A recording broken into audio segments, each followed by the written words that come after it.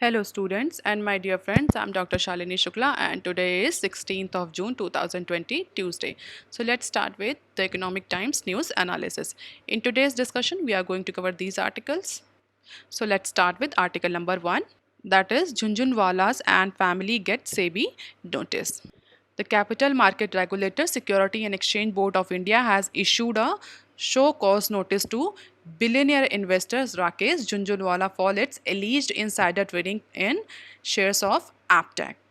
So in Aptech company, Jhunjhunwala and his family members owns a majority stake, and it has been found that Mr. Rakesh Jhunjhunwala has used the insider trading for artificially impacting or influencing the stock prices of Aptech into the exchange. What is Aptech? Aptech is an education and training company basically owned by him and or his family, and they own a majority stake in this company. So the email has been sent to Mr. Rakesh for alleged insider trading. Now the question arises here, what is insider trading? So basically the insider trading is an illegal practice of trading on stock exchange to one's own advantage through having access to a confidential information. It means a person who is insider to a company have a piece of information that is very important, or the piece of information that may affect the stock prices of that company, use that information for their own advantage by artificially manipulating the stock prices of that company. As we all know, the stock prices are very much impacted by the information, even by the rumors also. So what the individual do, they use that piece of information in order to manipulate, scale up or scale down the prices of particular company shares, and use that scale ups and scale down for their own advantage. That is why it is called as insider trading. Insider means the individual who is insider to the company and have the piece of information that may affect the stock prices in the stock exchange. We have very important terms that is generally used to denote the insider traders, that is called as wolves.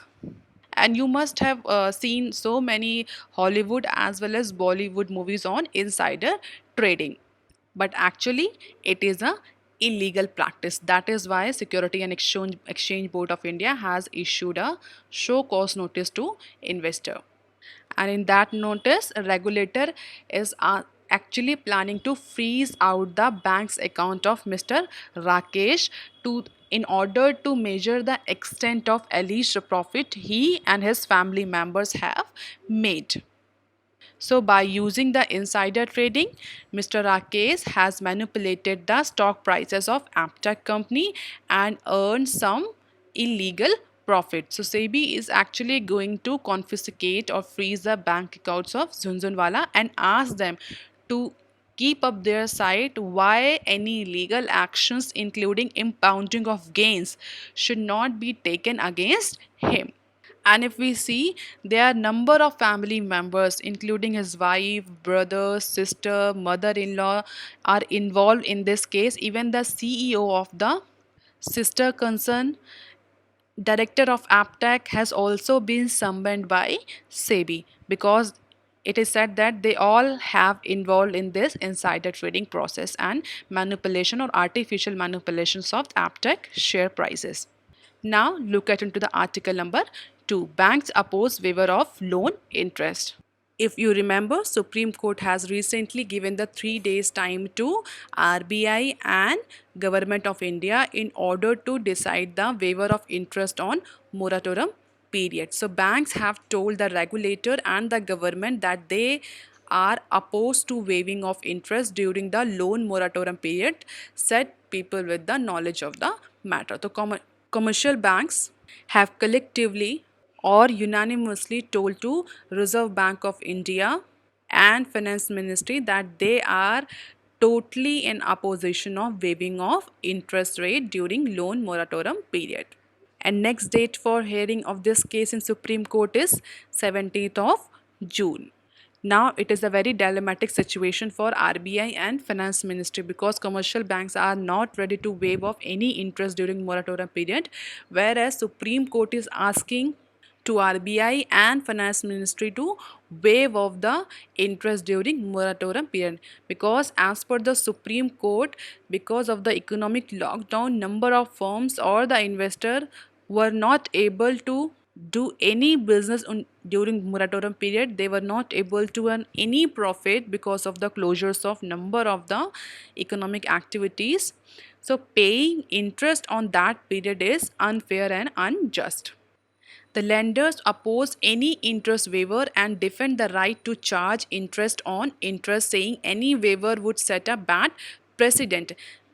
Even the bank experts are saying that in this doldrum economic situation, the financial institutions are already struggling with the cash crunch conditions, idle money, and low performance. In that case, if you put the burden of interest on banks by waiving off the interest on interest, that would set a bad precedent as well as may impact and will impact the financial condition of the banks and can create the financial distress on lenders. They have said that while there is a moratorium on loan, but there was no provision of moratorium on paying interest rate to the depositors, because banks are saying that if we are paying interest rate to the depositors, it means we have the right to have the loan or have the interest from the loan taker as well. They are saying we are not getting any moratorium on paying interest to our depositor, then why should we waive off the interest rate to the loan takers? And in the yesterday meeting, they have already discussed that how it will hit their bottom line if any waiver is granted to loan taker or the investors. Banks have their valid point. They are saying how it is fair to banks that we have to compensate the borrower on the one hand, and we also have to keep paying our depositor. Don't you think that it is going to affect our financial positions? Or shouldn't bank also seek moratorium or waiver to pay interest to their depositors? Banks have obligations to pay their depositors. Therefore, banks have the right to have the interest rate on their loan. So IBA is now expected to file a separate application in this matter, arguing that waivers would be detrimental to the financial system. It may set a bad precedent and it definitely affect the financial conditions of lenders in the Indian economy. And imagine a situation if waivers is allowed. RBI estimate rupees 2 lakh crore loss to banks, and it is said that banks will lose 100% of their operating profit in financial year 22, and this waiver could erode 50% of net worth of banking system, 40% of banking system loan under moratorium period. So if Supreme Court allows or award the judgment in favor of the petitioner, that it may create a very problematic or financial distress conditions for Indian banking industry. As you can see, approximately 2 lakhs crore loss to bank and 100% of their operating profit loss, 15% loss on their net worth, and 40% loan of the banks have to gone under this interest waiver. So let's see what will happen into the case hearing on 16th of June. Now look at into the article number 3. As revenues thin, Tata Group companies prepare to tighten belts. The $113 billion Tata Group has initiated a large-scale cost-cutting exercise across the holding company. We are continuously discussing in previous news that Tata Sons is having the problem of cash or liquidity. Tata Sons is not able to maintain its profit in, or it's not able to ensure the liquidity, and it's not able to finance its day-to-day expenses. And even in the previous news we have discussed that Tata Sons is going to explore the international debt market or global debt market. So in this context, in order to tackle the revenue loss caused by COVID-19 pandemic, Tata Sons has decided to initiate a large-scale cost-cutting exercise. And this cut will impact all the functions, including finance, marketing, human resource, branding, and many other functions. And this policy has already been approved by Tata Sons board on June 5 meeting. It may include the reduction in the compensation for the management of the holdings, operating companies, and so on. There would be no bonus, there would be no increment for the year. The board has already approved the funding of growth businesses, including a proposed medical device venture. So now Tata is cutting their cost and diverging their funds to a growing businesses, just like medical device venture. Strategic decisions around Tata Steel UK, Jaguar Land Rovers could also be delayed given to the financial crisis caused by COVID-19. So the strategic decisions just like capital expenditure are also under waiting list because of the financial crisis caused by COVID-19. And if we see the gist, what fresh round of massive cost cutting exercise across group, including salary cuts as well. Why? Part of efforts to ensure the adequate liquidity where to profitable ventures. Exceptions capital to be allocated to growth businesses, including proposed medical device venture. Delayed strategic decisions around the Tata Steel UK and Jaguar Land Rover. Now look at into the article number 4. Steel, diamond, paddy, rubber trades on ICEX under scanner. The Board of Indian Commodity Exchange, that is also called as ICEX, in consultation with SEBI, has appointed a forensic auditor to probe the alleged misuse of market making scheme run by boards of increased liquidity in derivative contracts of steel, paddy, diamond and rubber.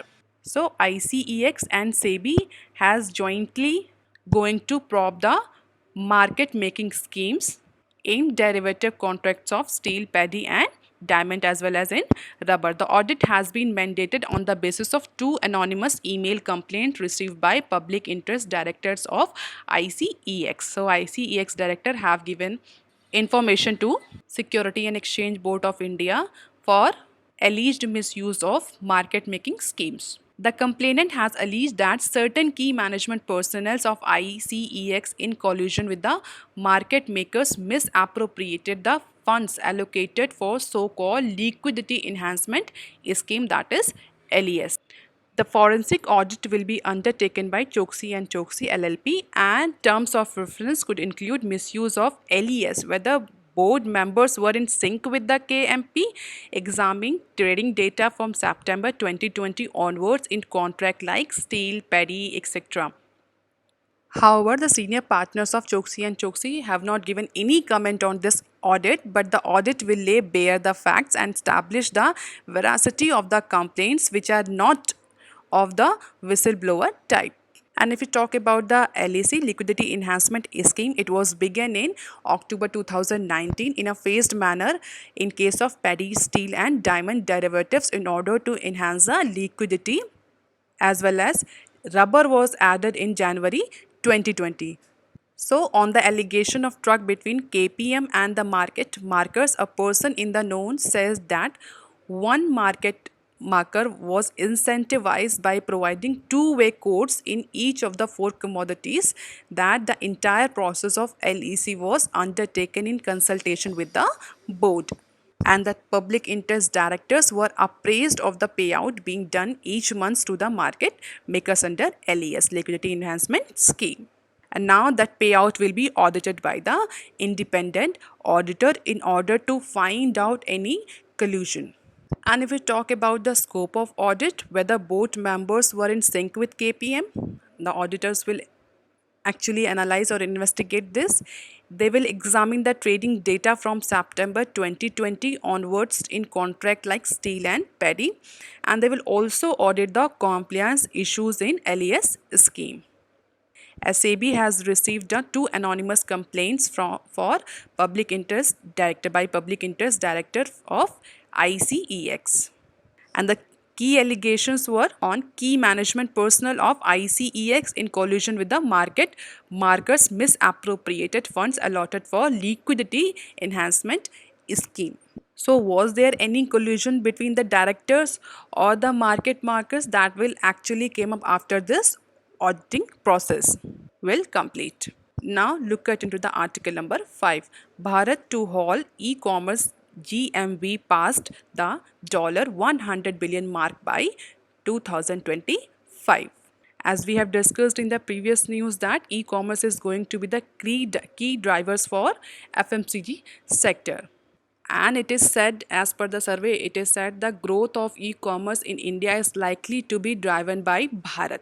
And now what is Bharat here? It is nothing, it is not a name of company. It is basically a term that is associated with the users coming from outside of the large metro and tier 1 cities. Actually, we said in India we have the two countries. One is India and another is Bharat. Bharat belongs to middle class family and the poorer section of the society. And India basically belongs to metropolitan cities, tier 1 cities and the affluent consumers.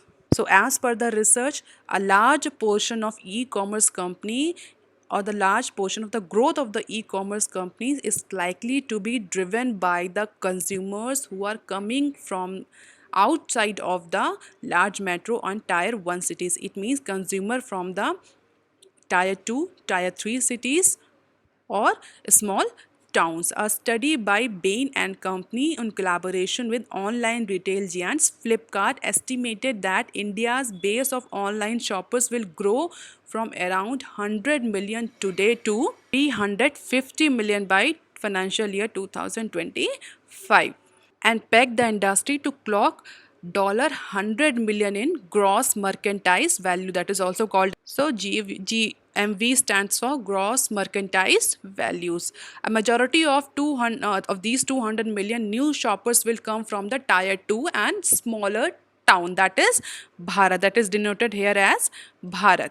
Generally, e-commerce is used by tier 1 cities and large metro cities. The largest consumer of e-commerce are coming from large metro cities and tier 1 cities. But in upcoming 5 year periods, it is said that the major portion of consumer base will come from tier 2 cities or smaller town comparison to the present situation, and that consumer base will turbocharge the online retail industry that already sees 3 out of 5 online orders being shipped to the cities and town outside of the metro and tier 1 locations. And if we talk about the India's e-commerce market, which is just 3.4% of India's $850 billion retail market, is at an inflection point, the report said. So in total retail markets, the e-commerce constitute only 3.4%. But the increasing share of millennials and Gen Z among population and high online penetration of categories such as mobile and electronic is going to drive the major increase in the share of e-commerce into the total retail market. This trend played out in US and China before. So the next country is India, where the same trend is going to be followed. So all the major companies or the expert or the top managements of different e-commerce companies are expecting e-commerce market to expand exponentially in upcoming 5 years, with the largest consumer base coming from tier 2 or small towns. That's all for today. If you like, please share and subscribe. Thank you.